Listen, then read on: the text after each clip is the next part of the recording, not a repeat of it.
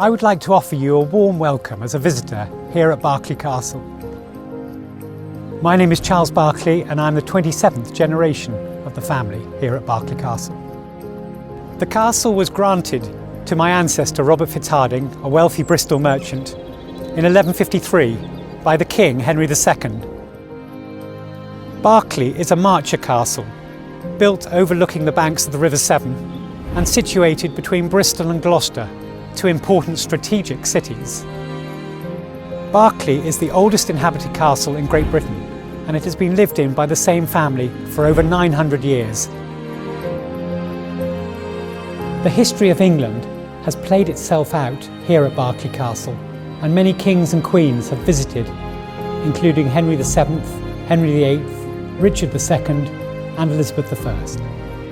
Shakespeare's great play Richard II mentions Berkeley Castle. He also wrote A Midsummer Night's Dream for a Berkeley family wedding. John Trevisa, a Cornishman and scholar, was the castle chaplain in the 14th century, and he translated the Bible from Latin into Norman French, and we have parts of that on the morning room ceiling. During the Civil War, the castle came under attack, and interesting, it was held by both the parliamentarians and the royalist forces. There is still a breach in that keep wall, which we are forbidden to rebuild even today. One of our most famous stories is of Edward II, King of England, who was imprisoned here at Berkeley Castle and murdered in a most gruesome way. And you will be able to see the holding cell and the dungeon pit next door. In 1574, on one of Queen Elizabeth I's royal progresses through Gloucestershire, she visited Berkeley Castle. The reason for this was that she was looking for a castle for one of her favourites, Lord Leicester. And while she was at the castle, she hunted over 27 stags in one day. This did not go down too well with Lord Berkeley on his return.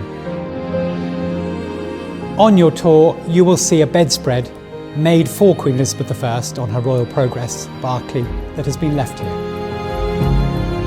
One of the great links we have here at Berkeley is with Dr. Edward Jenner, the founder of immunology, who eventually eradicated smallpox. He was a friend of the 5th Earl and his wife Mary Cole, and would have inoculated the Berkeley family children.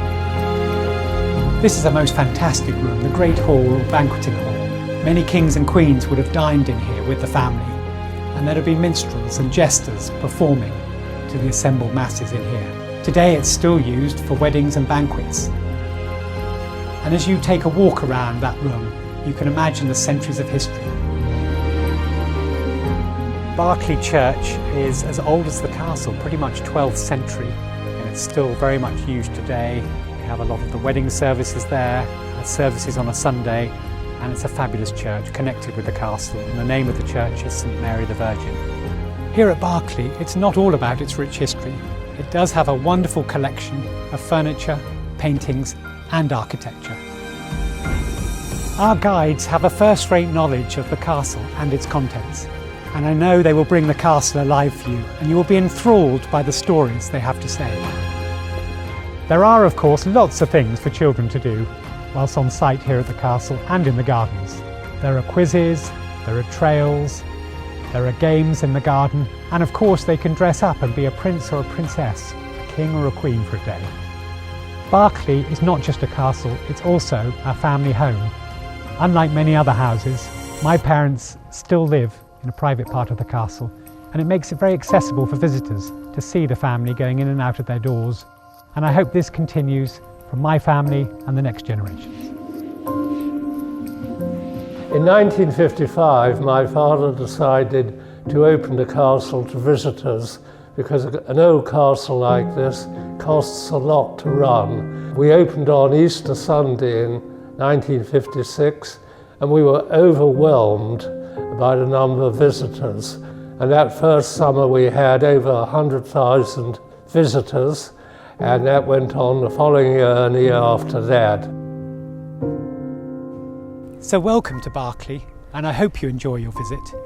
My family and I would love to see you here again.